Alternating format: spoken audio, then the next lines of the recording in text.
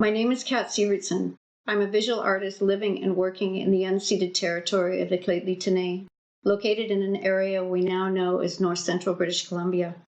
I've been making art for 3 decades or more, in England, Europe, Australia, and now back home in Western Canada. I've been invited to present about my creative practice. My work is process-based, and I'm going to talk about the early stages of that, which is intuitive, messy, and not at all straightforward. I'll be using images from a project I did over the millennium called Airing It. 200 Irish linen tea towels installed in site-specific configurations throughout the year 2000 in southwest England and later on in Western Australia.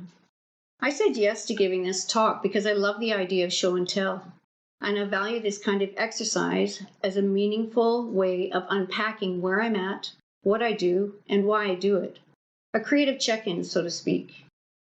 I'm the eldest daughter of 4 to generous parents of Northern Irish, Scottish, Sioux heritage. My childhood was good. Actually, it was great. A privileged childhood, if you will. But I had to get out early to find my own way, to spread my creative and rather free-spirited wings. I stand in front of you as an artist, and like you, I'm a daughter, sister, mother, grandmother, lover, caregiver, and a pretty damn good friend. I'm an extrovert loving alone time. I am boring alongside being completely extraordinary. I am strong, yet I blossom inside that cradle of vulnerability. I live an exceptional life, and at times find myself longing for a very ordinary one. I guess you could say I'm contradictory, full of juxtaposed notions. Ah, yes, juxtaposition. That first art school word, juxtaposition. I went to art school in my late 20s, after work, marriage, and having my son. A woman once told me that art school would ruin me. On the contrary, art school found me. I found my people and discovered my intelligence. Art school introduced me to myself, to who I was, not how I was supposed to be. Just think about that for a minute. We can learn how to do anything, but we cannot deny or leave who we are behind. For the first time in my life, I felt my heart connected to my head, and everything fell into place. It was easy. I thrived in my authenticity. If art school was my foundation, then 15 years in England became my master's. I devoured museums and galleries. I sought out and fell into good company of interesting people in the most wonderful places. I took every opportunity I could. I sought them out, and I created more. I said yes a lot, building up a vibrant and well-respected practice, commissions, residencies, and exhibitions. I also said yes to some very interesting projects on magazines and in the theater, with arts councils in schools and community halls. I surprised myself by becoming a teacher, an arts educator, and a bloody good one at that. You know, the one that we've always wished for. I said yes enough times that my confidence grew so that I was able to say no. In 2006, I moved back to Canada to assess, regroup, and be near family. My arts practice shifted from the razzmatazz of being in the public eye to an interior, deeper, reflective practice. The purpose of my move was to be near family. And at that time, my ambition was still on fire, and I was going to continue in the razzmatazz. But life had a different story in mind. A story that is not unique. You know, the one that starts like, when one reaches a certain age, ... menopause, empty nest syndrome, divorce, grandparentage, aging parents, cancer, and ultimately death. Ah, death. I've stared you in the eye, danced around the living room with you, and even cradled you in my arms. It's certainly not new for artists to muse over life's facets, but what is unique is how it's processed, how one carries the weight of it all into creative outcomes. My first reach is writing, free-form writing. Some might call it journaling, where pages are your best friend. You know, that's someone you talk to that hears you, but doesn't interrupt or, heaven forbid, give good advice. Free-forming words, anger, confusion, pain, anxiety, grief, and sorrow. Without structure, tenure, or purpose. No grammar, punctuation, or editor. Calling forth the innocent, where the new meets the old. Words for words. You couldn't imagine where they came from or where they might go. Words arrive, words you didn't even know were inside of you. Profound, visceral, raw, and vulnerable. They surprise and shock you, mixing within you, moving you to a deeper pool of reflection. One that might whisper, poetry. A dance, a call and response game, a meditation of sorts, a grounding towards visual exploration. From words turning to materials, where materials become voice, voice becomes marks in crayons, graphite, inks, and paint, building up and then scraping off. A choreography of trust where you must give up the lead and have absolute faith in the process. An offer of space, a shift in consciousness where you can breathe, play with the words, marks, and sound, orchestrating memory long since forgotten in silence, without words. It's everything. And finally, nothing at all. A Zen practitioner might call this a lesson on attachment, of letting go, of getting out of my own way. To open this space for creativity to materialize, to see, not hear, knowing it is not by me, but manifests through me. To bear witness in holding the weight of the story. Beauty lay rising through the gift of letting go. Once the process is done, I'm done. I've no vested interest in its artifact, only to reflect on the alchemy, the act, that moment. Surface, color, texture, and movement, looking beyond the original musing towards a resolve within its own purpose. This studio process awakens my spirit, calling me home towards a deeper sense of knowing, beyond words, to my truth, myself, my authentic being.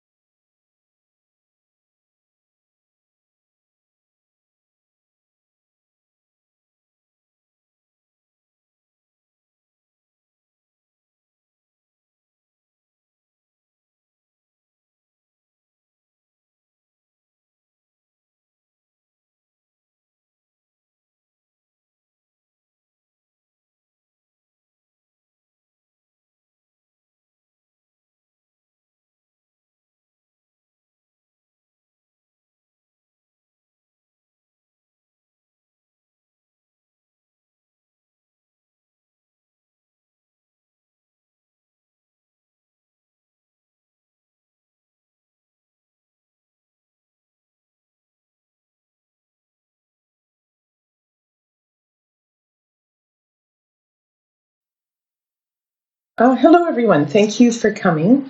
My name is Mo Hamilton, and I just wanted to show you this is where I do most of my work, which is in my basement studio, which is basically a bedroom that has been converted into a studio space.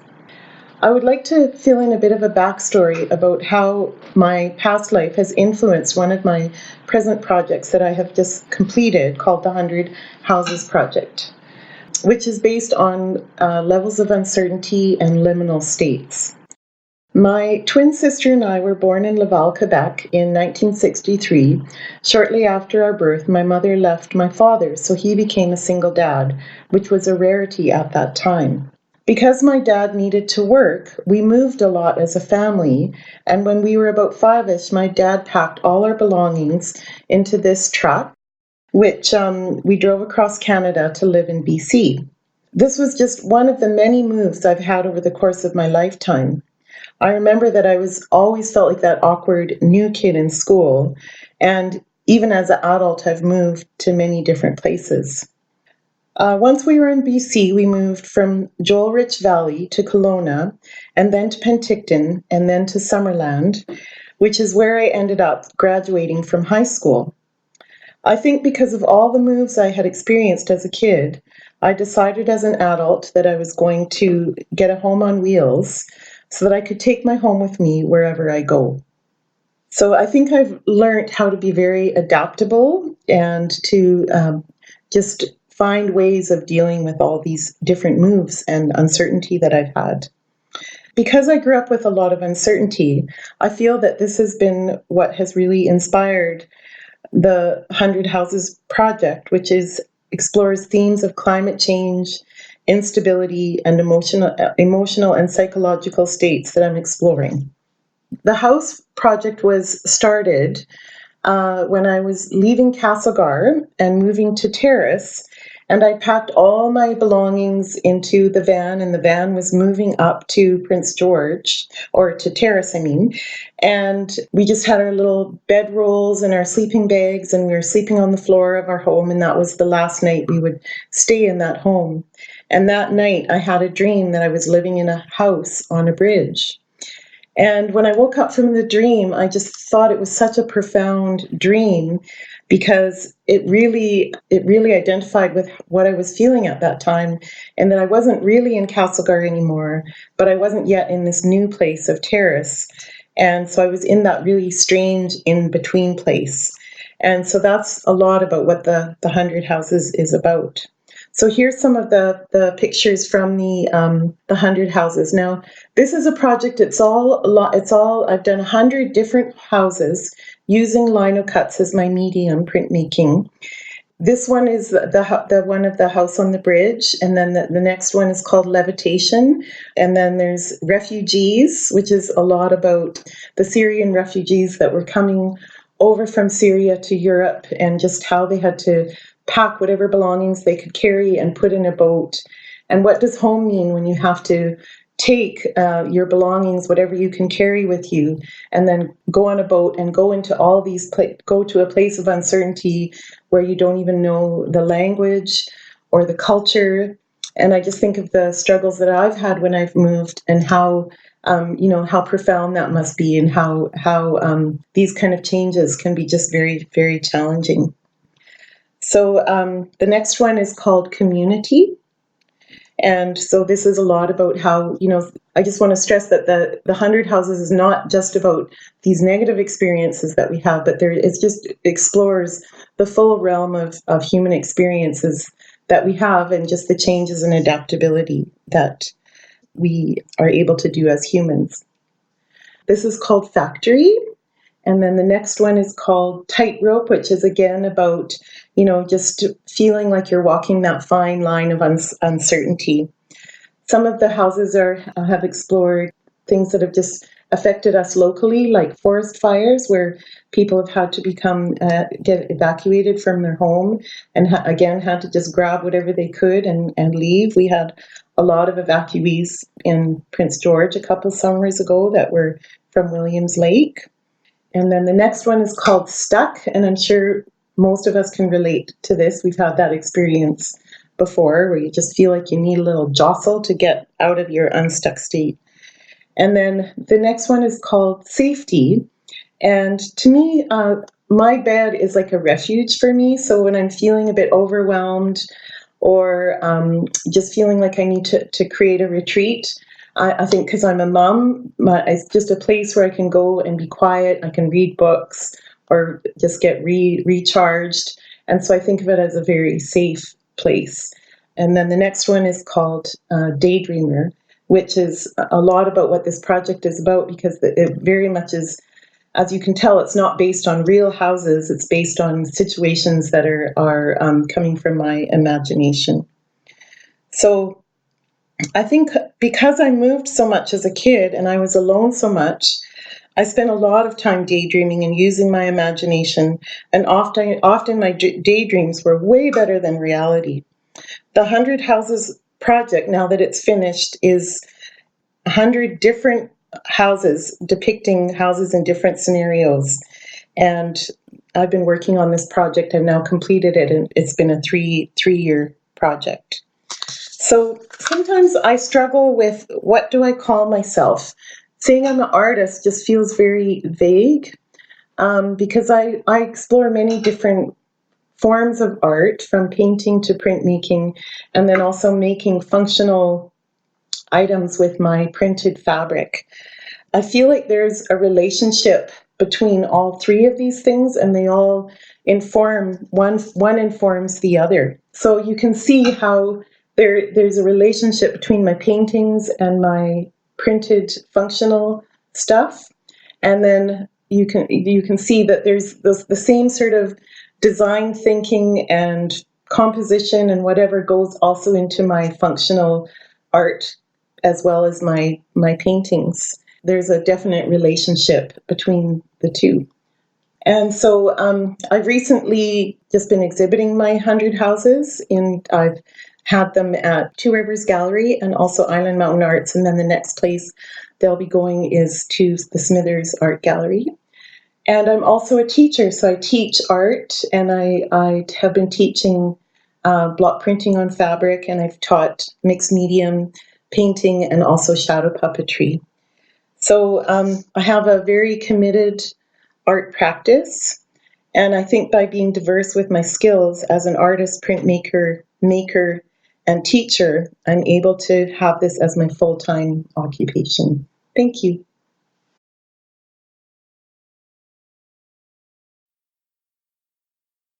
I'm terrified to be here. I'm terrified of what I'm going to say, what you're going to think, whether I have anything meaningful to share, and worried I'll make a fool of myself. But I've been terrified for much of my life. And even though I've gained a lot of confidence in who I am and how I contribute to the world, I still feel terrified every time I try something for the first time, or for the second or the third. Every time the stakes are raised, I'm terrified. I've also lived through terrible things, and I shrunk into myself, almost completely disappearing. That was a terrifying time as well. But I'm here to tell you that even when you've all but disappeared and been swallowed up by your own life, even when you've stopped creating, you might be doing some of your most important creative work. At least that's been true for me. I'll tell you my story, and during the time period I'm going to tell you about, creating, making art was the exception. I was not focused on creating, and at times I didn't even consider myself an artist anymore. 9 years ago, I found myself homeless, unemployed, and pregnant. I had $20 in my pocket and no partner to support me. I had some things to figure out and a dependent on the way, and I began what would become a 6 or 7 year journey to being okay again. First, I got a job at a call center so I could get maternity leave when the baby would arrive. I lived in an unfinished basement that was under construction while I was living in it for the cost of a portrait of the landlord's daughter. I eventually got an apartment in New Westminster, had my son River, but I was a single mom who had just been through a lot, and in my confusion and pain, fell in love with a man who didn't like me, definitely didn't love me, but asked me to marry him because he said we needed each other, and I agreed to do it. He was mean. He called me horrible things, put me down constantly. He told me I would never make it in the world without him, and drove me away from my family and friends. I helped him immigrate to Canada, paid his mom's rent and all of our bills while I put myself through a 2-year journalism program and landed myself my first job in journalism. When my ex-husband insulted me, I stayed. When he made me feel small, I stayed. But when he said something that made me think my then 3-year-old son was at risk of being hurt, I finally left, and I found myself in a new low.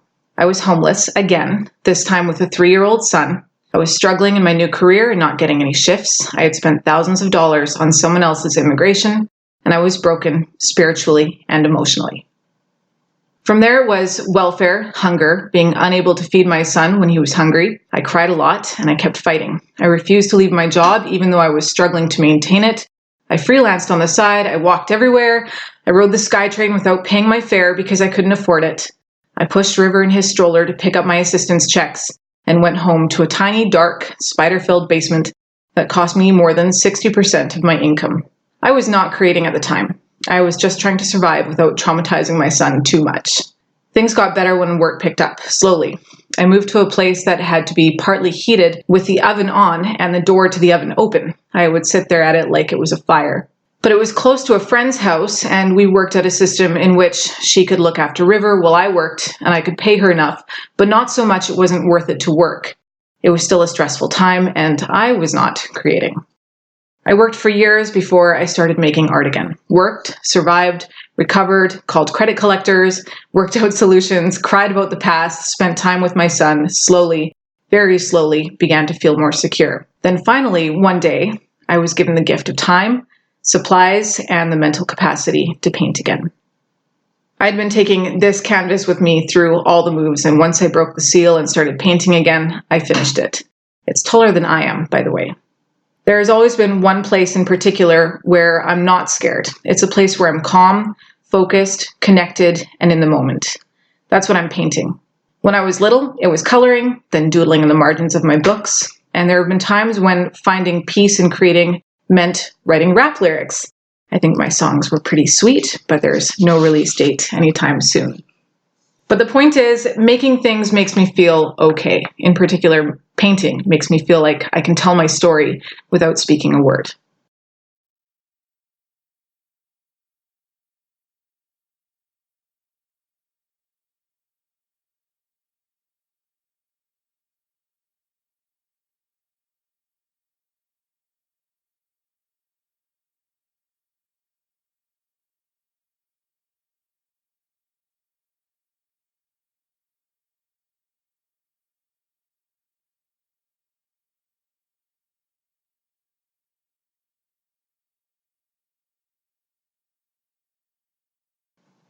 It would have been nice if I could have been making art when my life was falling apart, but honestly, when I'm terrified, I can't bring myself to create. I'm too busy freaking out. But that's okay, because when I finally started painting again, I started processing what had happened, and in doing that, I get to make meaningful art. I call this family tree because when I go to sleep at night, I'm surrounded by the inherited trauma of past generations, even if I don't know the whole story or understand exactly how it affects me. Then when I wake up, the specters dissipate with my dreams, and I'm left with just a general feeling. King River. He's now 8, and this is how he looks at me. I don't know how much of our past he fully gets, and maybe I overcompensate now, holding him highest in our house, ruler supreme, or maybe he just claims that position because that's who he is. When he's sad or angry, I think about the accumulation of experiences he's endured. His childhood was hard from the start, and when he cries inherited ghosts. He's going to be okay, though.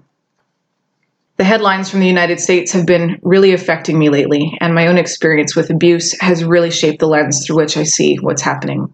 It's hard to say in words what I felt when I painted this.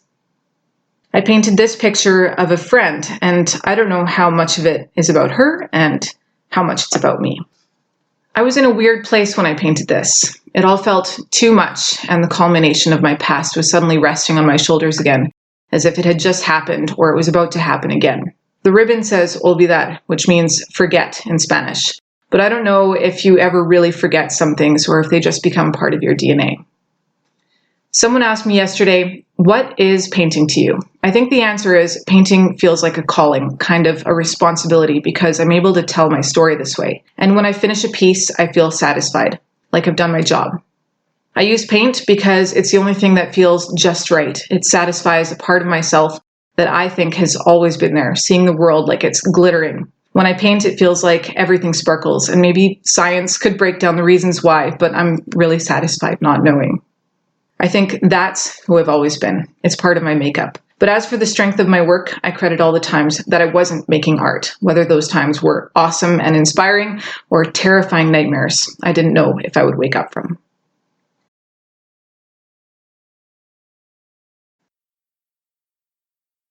Welcome. Thanks for coming out this afternoon to one of my favorite places in the city of Prince George, Two Rivers Art Gallery. And big thanks also to the organizers and sponsors of today's event, particularly Twyla, who is herself a very inspiring woman. Recently, I received an email from Twyla asking if I would participate on a panel of presenters to talk about my own personal art making at an event called Inspiring Women Among Us, because that doesn't sound terrifying. My initial response was something along the lines of, well, I could, but only if you can't find anyone else. Are you really sure there's not somebody else? How about so-and-so or so-and-so? And then I gave her a big list of other people's names that I thought were far more inspiring than me. But then I emailed Twyla back and half-joked that instead perhaps I should talk about imposter syndrome and how it's affected my idea of myself as an artist. If you don't know about imposter syndrome, it's a trendy internet topic and the common term for the psychological pattern in which an individual doubts their accomplishments and has a persistent internalized fear of being exposed as a fraud. The original researcher of this pattern, psychology professor Pauline Rose Clance, was recently quoted as saying, "If I could do it all over again, I would call it the imposter experience, because it's not a syndrome or a complex or a mental illness. It's something almost everyone experiences." So that's comforting news. Almost everyone experiences imposter syndrome at some point. I'm not the only one. The thing is that I'm not so sure about is why I feel it so strongly when I think of myself as an artist. I have and do wear many hats in life, and for the most part I feel pretty competent, sometimes even confident. But call me an artist and all that goes out the window. Why is it so hard to think of myself as an artist? What even is an artist? Google that. I did, and the internet threw me this. It's a nice, concise installation of all the stereotypes we tend to hold of artists. On the one side, we have the worst of the worst. Art is pointless. You have to go out, get an actual job, and make a living. You can't just let the rest of your life be a joke, a failure. You'll end up a starving artist. Contribute to society instead of wasting your time. You're worthless. A huge oversimplification of the myriad of self-doubts an artist may experience, and yet the narrative is familiar. In a clever visual trick, the dark side of the column stands out as the prominent text, but when read in conjunction with the light side, it actually references an opposite and rather grandiose artistic ideal. Art is pointless without passion. You have to go out and create art, get an actual job doing what you love, and make a living by being yourself. You can't let other people define the rest of your life and say you'll be a joke, a failure. Follow your heart. You'll end up happy and free, not a starving artist. Love your art and contribute to society by inspiring people instead of wasting time letting others tell you you're worthless. You can change the world. Well, I'm confused. One extreme to the other. The artist is either brooding, moody, or impassioned, emotional. I don't always love making art. Does that mean I'm not a good artist? It doesn't necessarily make me happy and free either. Follow your heart? Speaking from some of my own personal experiences, I'd say that's terrible advice. If I could go back to my 20-year-old self, I would not say follow your heart. I would say start investing in your RSPs now. Am I cynical? Possibly. My 20-year-old self probably did think I could change the world, but my 38-year-old self knows that I can't do that. I can only change myself. And I defined myself at a pretty early age as an artist. I was constantly drawing. My teachers all encouraged me, as did my family. In addition to drawing, I like to make clever little things out of whatever household items wouldn't be missed. I spent time with my dad in his shop. He made real things, mostly to do with rebuilding vehicles and engines. I remember once he built a pontoon boat, even welded his own floats, and once he machined a ring out of scrap metal. For my 20th birthday, he made me a wrought iron bed frame because I asked him to. It was very heavy. My dad did not and does not consider himself to be an artist, because the things he creates primarily have a practical purpose. I also like to create things with a practical purpose, but I tend to put equal importance on aesthetics as practicality. As a kid, people called me crafty. I'm sure they meant it as a compliment, but as an adult, I've really come to hate that word. For starters, it's a highly gendered adjective. No one would dare call my father, or any other man I can think of, crafty. And while it does hint at a certain level of ingenuity and resourcefulness, at the same time, to me, it implies a level of hobbyism, something done to pass the time rather than be taken seriously. But perhaps I've just seen too many crafty crocheted toilet paper doily dolls and pom-pom pipe cleaner creations to disassociate. This idea of craft and art being in opposition was become a major theme for me and a real internal conflict when I attended the UVic Fine Arts program. I had always considered myself to be an artist, but attending art school, I began to question that. At that time, the program was quite theoretical. Art with a practical purpose, such as something that could be worn or used, didn't quite fit the idea of fine art. It was craft. Well below fine art in terms of importance, but perhaps a little more worthy than commercial art. If a piece couldn't spark a lengthy philosophical debate, it was not serving the purpose of fine art. Okay, so I admit now I am definitely being cynical. It probably wasn't quite how I remember it. I do remember feeling very frustrated with the art world at that point in my life, and that much was definitely coming through in some of the pieces that I created for school exhibitions at the time. I did, however, earn my BFA and came out the other end with a new skill, photography. I love photography because of the darkroom. It was fine art, but it also had such a complex technical component. I became very interested in mixing my own chemistry, printing on fiber-based materials, and experimenting with historical photographic techniques such as cyanotypes. I loved it because I loved the process. Fresh out of university in the early 2000s, I moved to Pemberton, invested a small fortune in setting up my own darkroom, and then discovered that close to Whistler, you couldn't spit without hitting a photographer, and that they were all using digital cameras. I thought maybe my darkroom would set me apart, but it got harder and harder to responsibly address my used chemistry, let alone recycle it. While digital opened the doors of photography for so many people, I feel like it had the opposite effect on my photo interests. But luckily, in addition to my cynical tendencies, I'm also highly pragmatic. I took a job in local government where I served as a communications coordinator, elections official, and commissioner for taking affidavits. I did this for quite some time. I stopped thinking about making a living as an artist. I still made art, but it was entirely for myself. I painted, I knit, I sewed, I gardened, I took up dance and silversmithing. I even eventually bought a digital camera. I like to think of myself as a Renaissance woman, a person who had knowledge and skills in a wide variety of interesting and unusual subjects. When I eventually moved back to Prince George in 2013, I got in touch with Carolyn, who was at the time the public programs coordinator here at the gallery. I forgot to mention that before running off to university, I'd been involved in the gallery's Young Associate program. That was probably 1998 or 1999. The gallery was still up on 15th Avenue, where Studio 2880 is now. I first met Carolyn then, and of course thought she was completely amazing. And there we were, years later, and Carolyn tells me about this Maker Lab idea she's been throwing around, and that she was looking for somebody to get it off the ground. I feel like my time as Maker Lab coordinator and the influence of all the elements of Maker Lab itself helped shape a whole new chapter in my artistic life. For one, I finally had a word for what I was. I was a maker. I enjoyed the process of how things are made. I value the skills I learned making as much as the end result. I enjoy sharing skills, knowledge, and ideas, and I enjoy teaching as much as learning. Whereas before I'd focused primarily on historical craft practices, Maker Lab introduced me to so many new challenges, from electronics to laser cutting, and I found a new playfulness in art that I hadn't had before. I'm now at a point where I'm striving for less is more. I still love making, but I'm also trying to be aware of my ecological footprint. As a society, we're drowning in things. And just because I take enjoyment from making doesn't always justify bringing yet more things into this world.